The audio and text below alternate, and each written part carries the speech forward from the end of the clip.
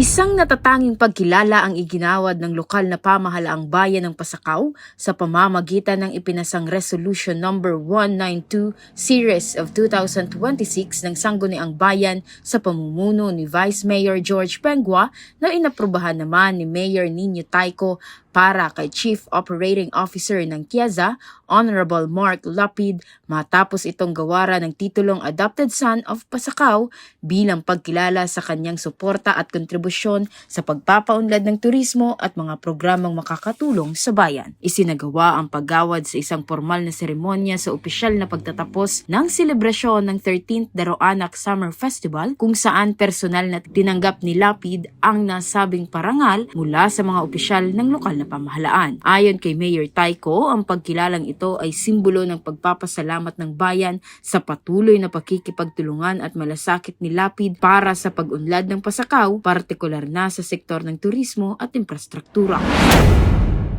Sa totoo lang po, hindi lang sa pagkakataon na ito dumating at pumunta sa bayan ng Pasakaw ang ating bisita. In 2015, dumating na din po nagbisita si GM Mark Lapid sa atin. Last year, 2025, kasama si Senator Lito Lapid, nandito din po sa atin si GM Lapid. At ngayon, closing ceremony ng ating Daroanak Summer Festival, nandito po ulit sa atin si GM Mark Lapid. Dagdag pa ng alkalde, may mga nakalinya ng programa at proyekto ang Kiaza para sa bayan na tiyak makatutulong hindi lang sa pagpapalakas ng sektor ng turismo sa lugar, kundi sa lahat ng sektor ng kanilang bayan, lalong-lalo na pagdating sa usapin ng kabuhayan. We are very grateful talaga na nandito kayo sa atin. Bakit po?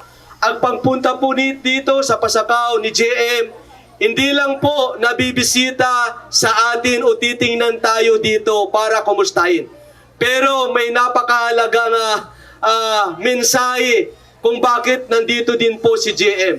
Aside na siya po ay pumunta sa ating mga kaibigan na media na nandito ngayon, minabuti niya din po na pumunta dito sa atin dahil po sa totoo lang, meron tayong nilalambing sa Chesa. Ano po yun?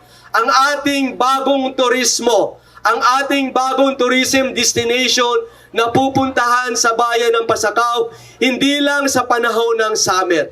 Lahat po ay makikinabang sa proyektong dadalhin ng Chesa sa atin.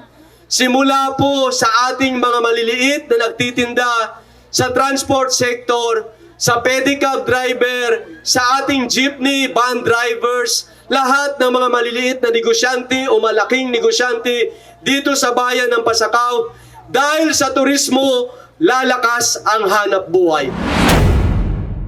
Taos-pusong tinanggap naman ni Lapid ang ipinagkaloob na karangalan at tiniyak nito ang patuloy na suporta sa mga programang makapagpapalago sa potensyal ng bayan bilang isa sa mga destinasyong pangturismo sa rehiyon. Isang karangalan po na maging adopted son ng Pasakaw, kamukha nga ho nang nabanggit ni Mayor Nino kanina, way back pa kaming magkakakilala since 2015, pabalik-balik, bisita, hanggang sa ngayon po, nandyan pa rin at kabatch ko rin siya ng SK, kabatch ko rin siya sa barangay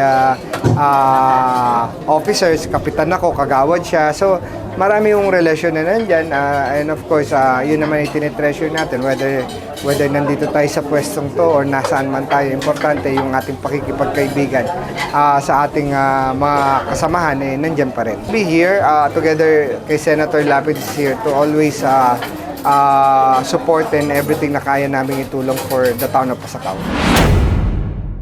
Sa kabuuan, ang karangalang ito ay sumasalamin sa pagpapahalaga ng bayan sa mga katuwang nito sa pagsulong ng kaunlaran sa kanilang lugar.